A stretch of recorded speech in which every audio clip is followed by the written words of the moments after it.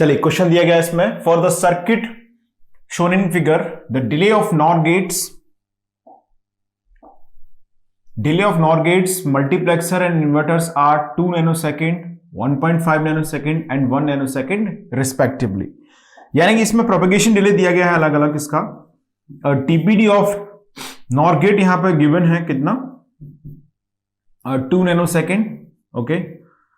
And TPD of mux they have mention, mux का propagation delay इसमें दिया गया है आपको 1.5 nanosecond, okay. And they have also mention the propagation delay of TPD of not gate inverter, that means not gate, that is 1 nanosecond, okay. If all the inputs P Q R S, ये inputs apply किए गए हैं P Q R S and T are applied at the same time, सभी एक point of time पर apply कर दिए गए एक साथ, okay. The maximum propagation delay in nanosecond of the circuit is, पूछा है कि सर्किट का मैक्सिमम प्रोपेगेशन डिले कितना होगा, यानी कि इनपुट से आउटपुट तक सिग्नल को पहुंचने में मैक्सिमम कितना समय लग जाएगा, ये आपका क्वेश्चन है। क्लियर है? It's a very good question, this was asked in GATE EC 2016। अब आप स्क्रीन को रोकें अभी के अभी और इस क्वेश्चन को एक बार ट्राई जरूर करें सब लोग। इसमें एक सिली मिस्टेक भी हो सकती है आपसे, मैं फिर से आपको एडवांस में बता रहा हूं कि आप इसमें एक छोटी सी गलती कर सकते हैं, वो भी ध्यान रखें। सो आपका समय बिल्कुल स्टार्ट हो चुका है, इसको ट्राई जरूर करें सब लोग, एक बार जरूर ट्राई करेंगे सब लोग, ओके। तो आई होप कि सभी ने ट्राई किया होगा और कुछ ना कुछ आंसर आपका आ गया होगा। आगे बढ़ते हैं कि आपका आंसर सही हो। देखिए सर्किट इसमें दिया गया है और P यानी कि यहां से नॉर गेट जो है उसका 2 नैनोसेकंड का प्रोपेगेशन डिले है, यानी कि जो भी इनपुट पास होगा इससे 2 नैनोसेकंड से डिले हो जाएगा, 2 नैनोसेकंड का ये प्रोवाइड करेगा। इन्वर्टर के अंदर 1 नैनोसेकंड है और इसमें है 1.5 नैनोसेकंड का प्रोपेगेशन डिले। ऐसे हमें ये सर्किट दे दिया गया है।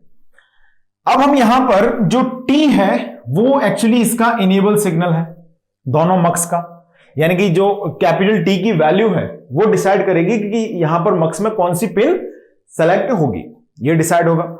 चलिए तो मैं यहां पर एक एक करके वैल्यूज कंसीडर करता हूं। फर्स्ट केस में मान रहा हूं केस 1, जब T की वैल्यू, अब T के अंदर कितनी पॉसिबल वैल्यूज हो सकती हैं, 2 ही पॉसिबल वैल्यूज होंगी, या तो T 0 होगा या 1 होगा। तो मैंने पहली कंडीशन में मान लिया कि T इज इक्वल टू अगर 0 है तो, इफ T इक्वल टू 0, तो देखिए यहां से जो सिग्नल है वो अब ऑब्वियस है कौन सी पिन सेलेक्ट होगी, पहले वाले मक्स की मैं बात कर रहा हूं। मान लीजिए मैंने इसे फर्स्ट मक्स मान लिया, ये फर्स्ट है और इसे मैंने माना है सेकंड। तो फर्स्ट मक्स की मैं अगर बात कर रहा हूं तो फर्स्ट मक्स पे जो इनपुट है वो कौन सी पिन एक्टिवेटेड हो जाएगी, T इक्वल टू 0 मानने से बिल्कुल ऊपर वाली पिन एक्टिवेट हो जाएगी। यानी कि जो हमारा सिग्नल है वो अब यहां पर सिग्नल कैसे पास होगा, नॉर गेट से पास होगा। पहले जो QR सिग्नल हमको मिला है ना, that has to be pass through NOR gate, okay. NOR gate के बाद ही पहुंचेगा कहां पर, मक्स पे, फर्स्ट मक्स पे पहुंच जाएगा, जो पहला वाला मक्स है नॉर गेट, क्योंकि जो 0 पिन है ना वो एक्टिवेट, आई नॉट एक्टिवेट हो गया, तो नॉर गेट से मक्स, ओके। अब मक्स का जो आउटपुट आएगा वो किसको मिलेगा, इस नॉर गेट को मिलेगा।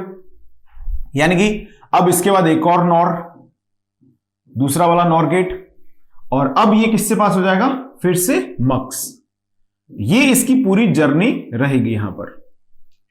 तो नॉर गेट का प्रोपेगेशन डिले हमें कितना दिया गया है, नॉर गेट का प्रोपेगेशन डिले दिया है हमें 2 नैनोसेकंड का, फिर इसका प्रोपेगेशन डिले कितना दिया है, मक्स का 1.5 का, फिर से नॉर गेट 2 नैनोसेकंड और फिर से मक्स 1.5। तो अगर आप यहां से इस तरह से काउंट करके चलेंगे तो कितना इसमें टोटल प्रोपेगेशन डिले हुआ। अभी मैं आपको गलती बता दूं क्या गलती हुई है इसमें। देखो 2 + 1.5 3.5 + 2 कितना हुआ 5.5 + 1.5 यानी कि 7।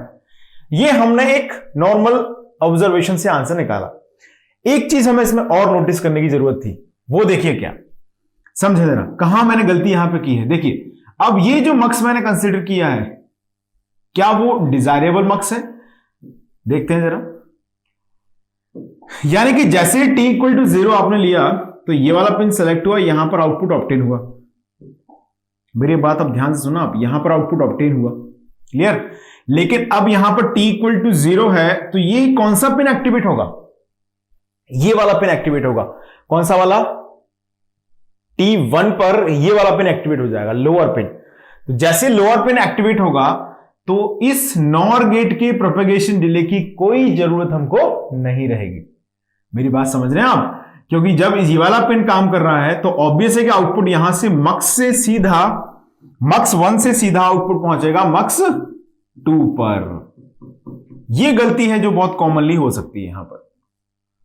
तो मक्स, समझ रहे हैं मेरी बात को नहीं? t इक्वल टू 0 से ये वाला मक्स एक्टिवेट हुआ है, लेकिन अब इस वाले मक्स के लिए t इक्वल टू 1 वाला पिन काम कर रहा होगा, यानी कि दूसरा वाला पिन। इस नॉर गेट के प्रोपेगेशन डिले की हमको कोई जरूरत नहीं है। तो ऑब्वियस है कि अब हम इसमें काउंट करेंगे मक्स का propagation, that is how much? 1.5 nano second. यानी कि यहां पर इस कंडीशन में टीपीडी टोटल आएगा इस कंडीशन में 2 प्लस 1.5 प्लस 1.5 कितना हुआ? 5 नैनो सेकेंड का। ये प्रोपेगेशन डिले कब आया? जब t इक्वल टू 0 हमने अज्यूम किया है। लेकिन इन्होंने ये नहीं पूछा कि t इक्वल टू 0 पे कितना है, इन्होंने पूछा कि मैक्सिमम कितना आएगा। तो अब हमें सेकंड केस की भी बात करनी पड़ेगी, सेकंड केस को भी हमें डिस्कस करना पड़ेगा। सेकंड केस में मैं ये मान के चल रहा हूं कि अब t की वैल्यू है 1।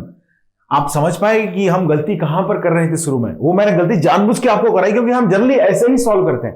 यही हमारा तरीका होता है कि सीधे ऐसे सिग्नल जा रहा है, प्रोपेगेट होते चला जा रहा है।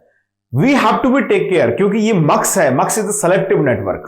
सेलेक्टिव नेटवर्क में आपको ये देखना पड़ेगा कौन सी पिन कब एक्टिवेट हो रही है। तो यहां पर ये वाली पिन एक्टिवेट होगी, लोअर 1, पहले वाले केस में। चलिए अब मैं बात कर रहा हूं t इक्वल टू 1। अब आप समझ गए होंगे तरीका क्या है, तो अब आपका ध्यान अपने आप इस पे जाएगा। तो t इज इक्वल टू 1 पर यहां पर कौन सी पिन सेलेक्ट होगी? जल्दी से बोला, लोअर पिन सेलेक्ट होगी। यानी कि सबसे पहले सिग्नल को फेस करना पड़ेगा नॉट गेट को। अब देखो, ये नॉर गेट के सिग्नल का हमें कोई मतलब नहीं है, क्योंकि मक्स इसको आगे लेके जाने वाला ही नहीं है। तो हम क्यों काउंट करें कि नॉर गेट ने कुछ सिग्नल को प्रोपेगेट करने में टाइम लगाया? Why we should count it? Clear है सभी को? तो यहां से आपने देखा कि नॉट गेट से पास हुआ सिग्नल फिर कहां पहुंचा? मक्स नंबर 1 पर पहुंचा। बहुत बढ़िया, मक्स नंबर 1 पर पहुंच गया। अब मक्स नंबर 1 से जो आउटपुट आएगा वो इस नोड पर आ गया, लेकिन यहां पर t इक्वल टू 1 हमने रखा है। अब ये कॉम्प्लीमेंट हो जाएगा इसका, यानी कि यहां पर क्या मिलता है? यहां पर हमको t equal to opposite of that, t bar मिलता है बेसिकली। तो t बार जब यहां मिलेगा तो ऑब्वियस है कि t जब 1 है तो इसको क्या मिलेगा? t0 मिलेगा। तो ये अपर पिन एक्टिवेट हो जाएगी अब इसकी। यानी कि अब हम देखेंगे मक्स के बाद यहां पर काम करेगा अब ये वाला नॉर गेट, और इस नॉर गेट के बाद अब काम करेगा यहां पर एक जो मक्स 2 है वो। नॉट गेट का प्रोपेगेशन डिले कितना है? 1 नैनो सेकेंड का। फिर ये मक्स से पास होगा 1.5, नॉर गेट से पास होगा 2 नैनो सेकेंड, फिर ये मक्स से पास होगा 1.5। तो अगर आप टोटल टीपीडी की बात करें यहां पर in this condition, so total TPD आएगा, TPD total. It's a very good question, क्योंकि इसमें सिली मिस्टेक होने के पूरे चांसेस हैं, इसीलिए मैंने इसको डिस्कस भी किया है। आपको शुरू में लग सकता है कि हम ऐसे कैसे ही अपने मन से टीपीडी टोटल निकालते फिर रहे हैं, जबकि ऑल लॉजिक गेट्स भी यहां पर हैं। हमारे पास मक्स है, मक्स एक डेटा सेलेक्टर नेटवर्क है। तो डेटा सेलेक्टर नेटवर्क अपने अकॉर्डिंगली ही पिन को सेलेक्ट करता है, ये चीज हमें नहीं भूलनी है। सो आंसर आएगा 1.5 प्लस 1.5 3 प्लस 2 5 प्लस कितना हो गया? 6, है ना? 1.5 प्लस 1 2.5 प्लस 2 और 4.5 प्लस 1.5, यानी कि 6 नैनो सेकेंड का इसमें टोटल प्रोपेगेशन डिले होगा। अब ये जो 6 नैनो सेकेंड है वही मैक्स भी है। क्यों? क्योंकि ये दूसरा कितना है? 5 नैनो सेकेंड का है। तो 5 नैनो सेकेंड के कंपैरिजन में टीपीडी मैक्स की अगर हम वैल्यू जानना चाहते हैं, so that TPD max is 6 nano second. यानी कि ये न्यूमेरिकल आंसर टाइप क्वेश्चन है, तो ऑब्वियसली इसमें आंसर भरा जाएगा कितना? 6 nanosecond. Numerical answer question है ये, न्यूमेरिकल डेटा क्वेश्चन है, गेट 2016 इलेक्ट्रॉनिक्स में इसे पूछा गया है। It's a very good question. So सभी का आंसर आया होगा इसका 6 नैनो सेकेंड। जिनका 7 नैनो सेकेंड आया है उनको जरूरत है कि आंसर एक बार सॉल्यूशन से जरूर समझें, मैंने डिस्कस भी किया है। पहले मैंने 7 आंसर निकाल के ही बताया है, फिर मैंने ये भी आपको नोटिस कराया कि कहां आप गलती कर रहे हैं कि इसलिए 7 आंसर आ रहा है। क्लियर है? चलिए आगे बढ़ा जाए। नेक्स्ट क्वेश्चन पढ़ लें ध्यान से। Read the question. Implement function f of abc is equal to sigma small m 0 1 2 6 7 using 4/1 mux। जिसमें पहले केस में 3 क्वेश्चन है इसके अंदर, abs select line, bc select line, ac select line. चलिए इस क्वेश्चन में अभी मुझे कॉन्सेप्ट डिस्कस करना है। देखिए यहां पर हमने फंक्शन लिया है, जो हमारा फंक्शन है, that function is n+1 variable function, n+1 variables function is n plus variable, and we want to implement it by using 2n/1 mux. So in this condition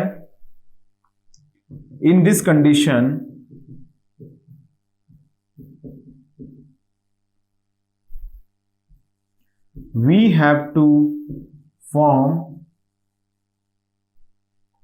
a implementation table।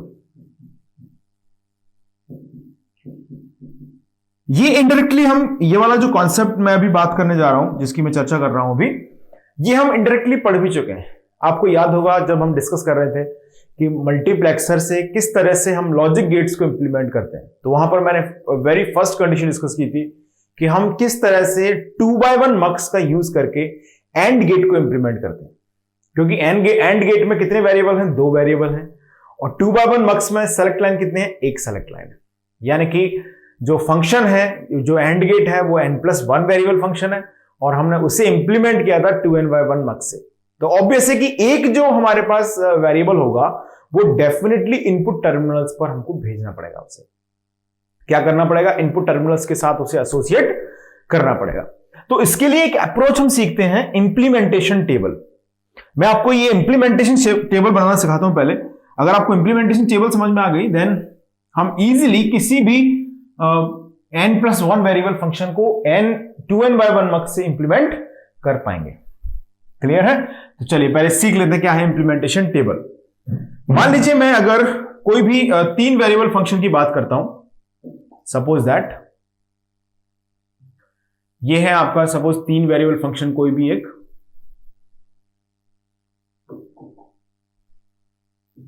Like this.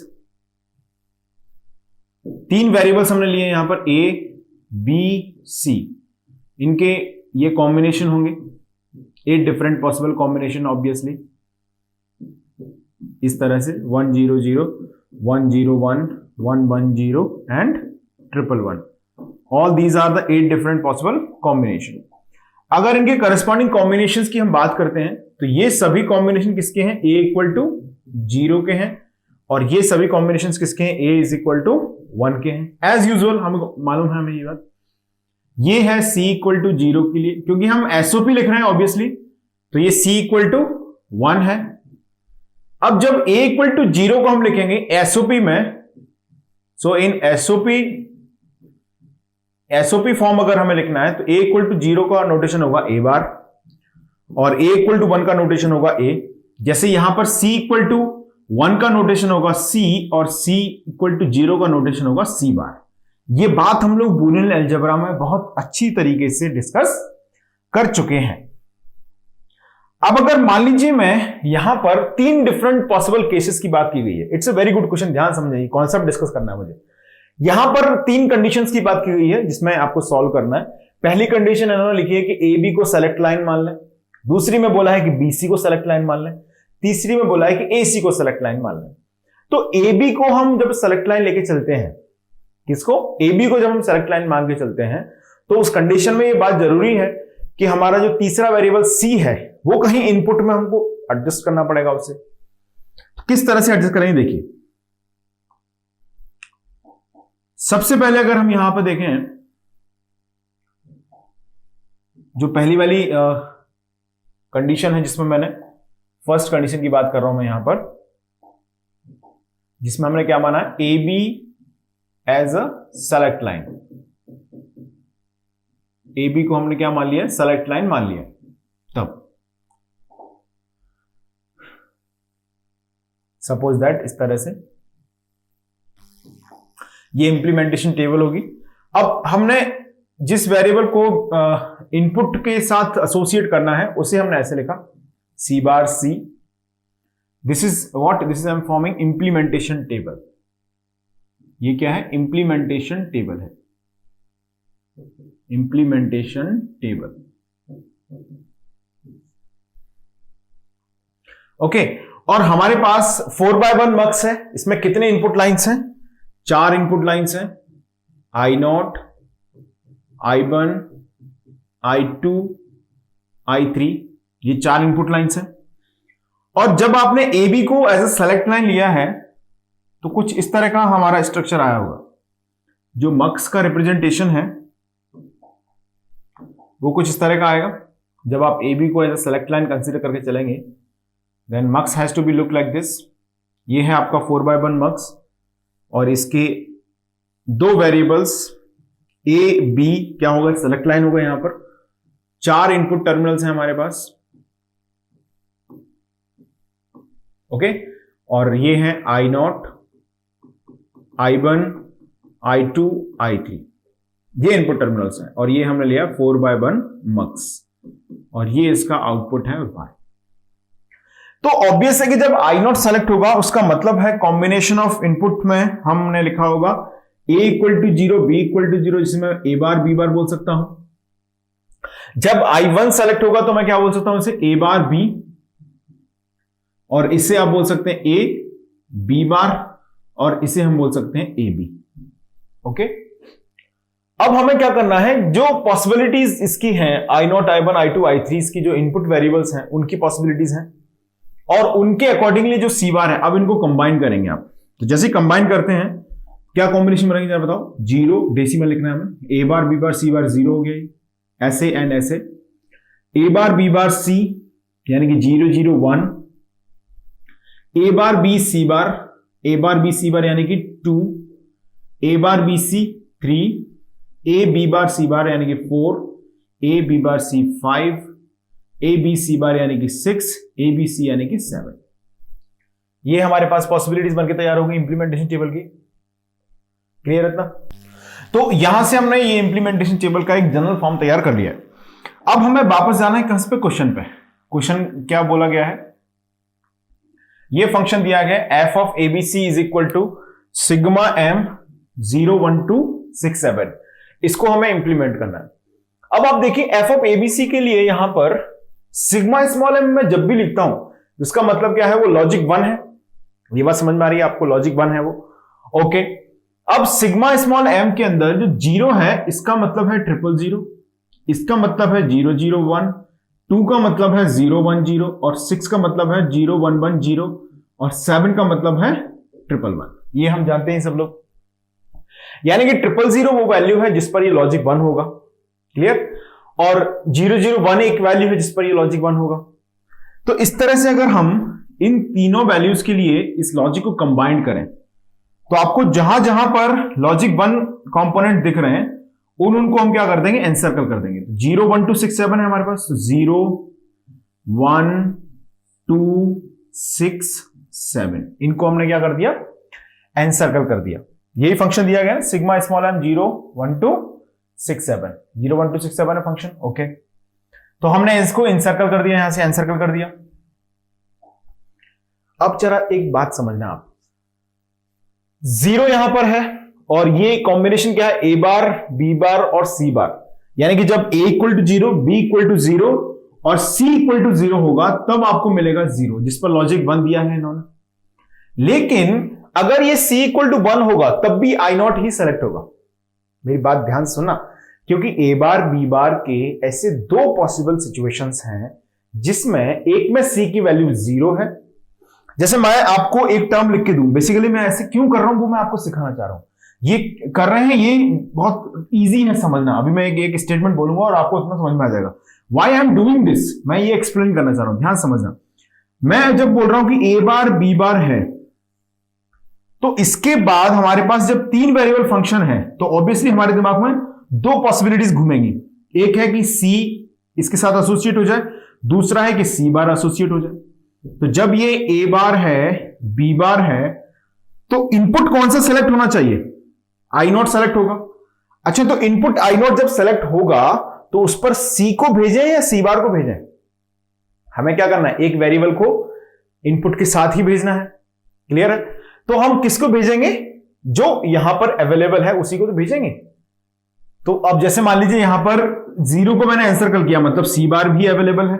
Okay, यहां पर हमने 1 को भी एंसर्कल किया हुआ है function के हिसाब से, तो ये भी अवेलेबल है।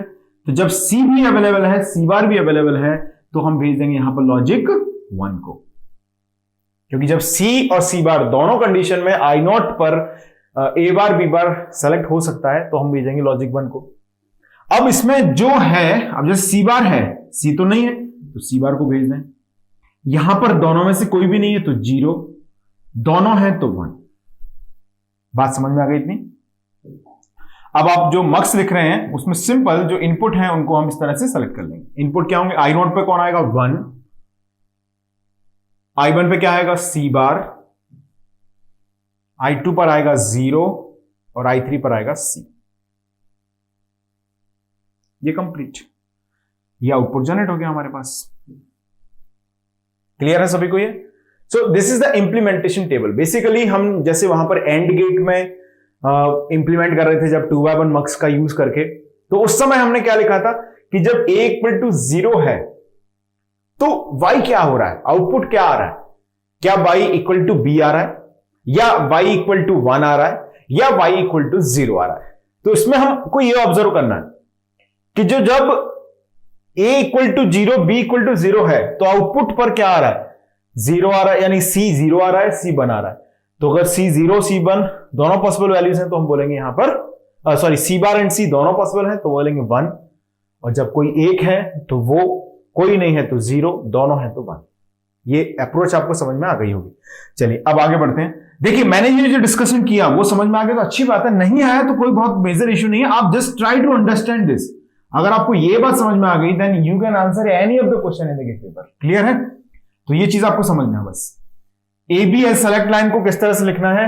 पहले आई नॉट I1 I2 I3 में ए बी की पॉसिबल वैल्यू कॉम्बिनेशन को लगा देंगे आप, और जो तीसरा वेरिएबल जो सेलेक्ट लाइन में शामिल नहीं हुआ है उसको यहां पर लिखेंगे और इनके कॉम्बिनेशंस को बनाएंगे। चलिए अब मैं सेकंड पार्ट की बात कर रहा हूं वहां पर, जिसमें हम ले रहे हैं अब this time BC as a select line. Second part क्या है इस क्वेश्चन का? BC को सेलेक्ट लाइन माने। सेकंड पार्ट लिखेंगे। सेकंड पार्ट है इस क्वेश्चन का BC as a select line. BC को हमने क्या मान लिया है? सेलेक्ट लाइन मान लिया है। चलिए अब इसके लिए इंप्लीमेंटेशन टेबल लिख देते हैं। BC सेलेक्ट लाइन है, मतलब इनपुट वेरिएबल्स के साथ एसोसिएट हो जाएगा BC इस तरह से। यहां पर आएगा A बार A, यहां आएगा I0 I1 I2 I3। Okay, और BC को हमने क्या बोला है? सेलेक्ट लाइन बोला है, तो ऑब्वियसली यहां पर क्या आएगा? B bar C bar, B bar C, B C bar and BC। ये हम लिख रहे हैं implementation table. This is what? This is implementation table. Implementation table. अब यहां पर वही वैल्यू कॉम्बिनेशन लिखेंगे पहले, और जो वैल्यूज प्रेजेंट है उनको एनसर्कल कर देंगे, और दोनों जिसमें है ए बार और ए तो उसमें 1, कोई नहीं है तो 0, और जो है फिर वो। क्लियर है? तो ए बार बी बार सी यानी कि यहां पर क्या आएगा? 0 आएगा। ए बी बार सी बार यानी कि 4। ये फिलअप करना आ रहा है सभी को, कुछ नहीं करना, हॉरिजॉन्टल और वर्टिकल सेल्स को कंबाइन करना है इस पॉइंट पर, जैसे के मैप में करते हैं ना वैसे ही है। ए बार बी बार सी यानी कि यहां 1 आ जाएगा, यहां पर ए बी बार सी 5 आ जाएगा, ए बार बी सी बार यानी कि 2, और यहां पर लिखेंगे तो नेक्स्ट ए बी सी बार यानी कि 6, यहां पर आएगा ए बार बी सी यानी कि 3, ABC यानी कि 7। तो ऐसे 0 1 2 3 5 6 4 5 6 7। मैं आपको बिल्कुल भी रिकमेंड नहीं करूंगा कि इसको रटते फिरो, आप कुछ मत करो, सीधा जो कॉम्बिनेशन बोला है वो बना दो। और डेसिमल आपको पता ही है सभी के कि 0 to 15 तक के डेसिमल तो हमने याद किए हुए हैं, तो कोई बहुत बड़ी डील नहीं है, आसानी से आप इसे इंप्लीमेंट कर सकते हैं। इंप्लीमेंटेशन टेबल को रटने की बिल्कुल जरूरत नहीं है। चलिए अब आ गया है वैल्यूज को एनसर्कल्ड करने का टाइम। 0 1 2 6 7 को इंप्लीमेंट करना है, तो 0 1 2 6 7 इनको एनसर्कल्ड किया हमने। अब जो प्रेजेंट है, जैसे इसमें ए बार प्रेजेंट है तो ए बार को लिख दिया, इसमें ए बार है तो ए बार को लिख दिया, इसमें 1 है तो 1 को लिख दिया, इसमें हमने ए बार ए को लिख दिया। सिंपल, इतनी बात समझ में आ गई। अब हमें इंप्लीमेंट किससे करना है? 4/1 मक्स से। ये मैंने लिया एक 4/1 मक्स, दो सेलेक्ट लाइन ले ली। यहां पर क्या बोला है सेलेक्ट लाइन को? BC बोला है इन्होंने, B and C। Output Y है, 4 इनपुट लाइन्स है, I0, I1, I2, I3, I0, I1, I2, I3। इन पर वैल्यूज क्या भेजनी है? I0 I1 पर भेजना है किसको? A बार को, और इस पर भेजना है 1 और इस पर भेजना है A। किसी भी गिवन मक्स के लिए आउटपुट कैसे लिखते हैं ये मैं ऑलरेडी डिस्कस कर चुका हूं, तो आप चाहें तो क्या करें, इसको सॉल्व करें और आप मैच करेंगे कि सिग्मा M 0 1 2 6 7 को ये ऑब्टेन करके दिखा देगा आपको। ये जो मक सर्किट मैंने बनाया है वो मक सर्किट बिल्कुल इंप्लीमेंट करके दिखाना चाहिए सिग्मा M 0 1 2 6 7 को। अगर नहीं कर रहा है विच मीन्स हमने यहां पर कोई गलती की है। क्लियर है? तो इतनी बात समझ में आ गई हमको। अब हम बात कर रहे हैं किसकी? थर्ड केस की। थर्ड केस में क्या बोला है इन्होंने? AC को सेलेक्ट लाइन मानना है। चलिए अब AC को सेलेक्ट लाइन मान लेते हैं, कोई प्रॉब्लम नहीं है। सो लिखिएगा थर्ड में, थर्ड पार्ट है इस क्वेश्चन का, consider AC as a select line. Consider AC as a select line. AC as select line. AC को क्या मान लें? सेलेक्ट लाइन मान लेते हैं। चलिए इसके लिए इंप्लीमेंटेशन टेबल लिखते हैं, कैसे आएगी? Implementation table, implementation table. तो अब इस बार हमने किसको सेलेक्ट लाइन माना है? AC को।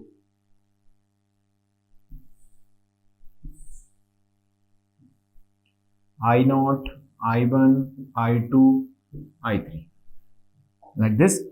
और यहां पर B आ जाएगा, B बार B, यहां आएगा I0, I1, I2, I3। अब इसमें हमने माना है किसको सेलेक्ट लाइन? AC को। तो क्या आएगा बताएं? A बार C बार, ये आएगा A bar C, this is AC bar and this is AC। चलिए इनके डेसिमल वैल्यूज को हमें फिलअप करना है, फिलअप कर लेते हैं। A bar B bar C यानी कि 0, A बार B C बार यानी कि 2, A bar B bar C यानी कि 1, A bar B C 3, A B bar C बार यानी कि 4। आपकी थोड़ी शुरुआत में जब हम लर्निंग कर रहे हैं तो ऑब्वियसली आपकी थोड़ी स्पीड क्या होगी? कम होगी। अब मैं इतने दिनों से क्वेश्चन सॉल्व कर रहा हूं तो मेरी स्पीड थोड़ी ज्यादा है, लेकिन आपको कोई इसमें डरने की जरूरत नहीं है। This is just a formation. आपको बस डेसिमल जो कॉम्बिनेशन है, जैसे मैंने लिखा यहां पर नेक्स्ट में मैंने लिखा ABC बार, तो ABC बार का डेसिमल इक्विवेलेंट आपको पता होना चाहिए। इस मिनटम का वैल्यू क्या है? इस मिनटम का वैल्यू है 6, तो ये आपको पता होना जरूरी है। Okay, A B bar C यानी कि 5, ABC यानी कि 7। ये हमने फिलअप कर लिया। अब हमें क्या करना है? इंप्लीमेंटेशन टेबल बन गई है हमारे पास। अब इसमें वैल्यूज इंसर्ट करनी, 0 1 2 6 7। तो ये आएगा 1, यहां पर आएगा B बार, यहां पर आएगा B, यहां पर आएगा B। यानी कि अगर हम यहां पर 4/1 मक्स को इंप्लीमेंट करते हैं इस तरह से, जिसमें आपने सेलेक्ट लाइन किसको रखा है इस बार? AC को। AC को हमने क्या रखा है? सेलेक्ट लाइन रखा है। This is our 4/1 mux. Output Y। एक इसमें कंक्लूजन भी मुझे बताना है, बहुत सिंपल सा कंक्लूजन है, उसकी भी हम लोग बात करेंगे। I0, I1, I2, I3 ये हो गया। अब क्या आएगा जरा बताओ, 1 आई नॉट पे आएगा 1 और I1 पर आएगा B बार, I2 I3 पर आएगा B। ये बन के तैयार हो गया। This is implementation of 4/1 mux using, this is implementation logical expression using 4/1 mux। इतना क्लियर है सभी को? स्क्रीन को रोक दें और उसको नोट कर लें। अब देखिए, इन तीनों सर्किट इंप्लीमेंटेशन से हमारे पास एक पॉइंट ऑफ कंक्लूजन आया है, उसको मैं समझाता हूं आपको। देखिए, हमने यहां पर ये सबसे पहले मैंने इंप्लीमेंट किया जिसमें मैंने ए बी को सेलेक्ट लाइन माना था। This was the our first implementation. A B को सेलेक्ट लाइन माना, सी को सी बार को इस तरह से इनपुट पर सेलेक्ट किया, जो वैल्यू सिग्मा स्मॉल एम में दी है उनको एनसर्कल किया, दोनों प्रेजेंट है तो 1, एक प्रेजेंट है तो वो जो प्रेजेंट है, जैसे सी बार प्रेजेंट है तो सी बार, कोई नहीं है तो 0, दोनों है तो 1। इस तरह से हमने लिखा। फिर हमने नेक्स्ट इंप्लीमेंटेशन टेबल बनाया, कब? जब बीसी को सेलेक्ट लाइन माना गया है उस कंडीशन में। इसका ये हमारे पास सर्किट आया। और नेक्स्ट हमने ये सर्किट बनाया जब हमने एसी को सेलेक्ट लाइन माना। लेकिन अल्टीमेटली हमें मालूम है कि जब y को हम इंप्लीमेंट करेंगे, फंक्शन को जब हम इंप्लीमेंट करेंगे f ऑफ एबीसी को, तो तीनों से आंसर क्या आने वाला है? सेम आंसर आने वाला है। ये तो बात समझ में आ गई हमको। ओके, अभी मैंने जब डिस्कस किया था implementation of n variable function using 2n/1 mux, तो एट दैट टाइम मैंने एक स्टेटमेंट बताया था कि हम इसे ओनली 1 2n/1 mux से इंप्लीमेंट कर सकते हैं। लेकिन यहां पर मैंने यहां पर जो फंक्शन लिया है वो लिया है 3 वेरिएबल का और उसे बनाया है किससे? 4/1 mux से। यानी कि यहां पर जो एनालॉजी है हमारी वो ये है, we are implementing here n+1 variable function using n variable function. तो इसमें हमने क्या नोटिस किया? इसमें ओनली 1 2n/1 mux से काम नहीं चल रहा है, साथ में आपको एक कॉम्प्लीमेंट की भी जरूरत पड़ती है। यानी कि हमें वहां पर एक नॉट गेट भी मिल जाना चाहिए। अगर हमारे पास एक नॉट गेट होगा और एक 2n/1 mux होगा तो हम n+1 वेरिएबल फंक्शन को भी इंप्लीमेंट कर सकते हैं। एक्सीलेंट। चलिए, अब मैं इसको थोड़ा सा आपको नोट में लिखा देता हूं। ये बात सबको समझ में आ गई होगी?